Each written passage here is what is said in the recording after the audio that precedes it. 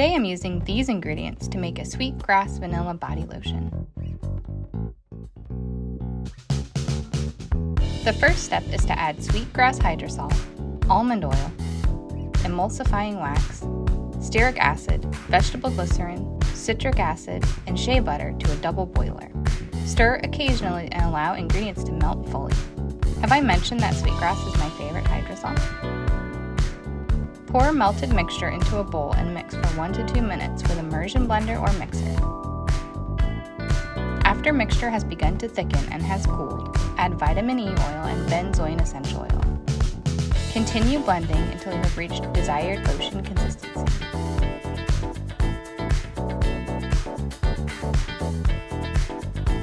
Visit our blog to make this recipe at home.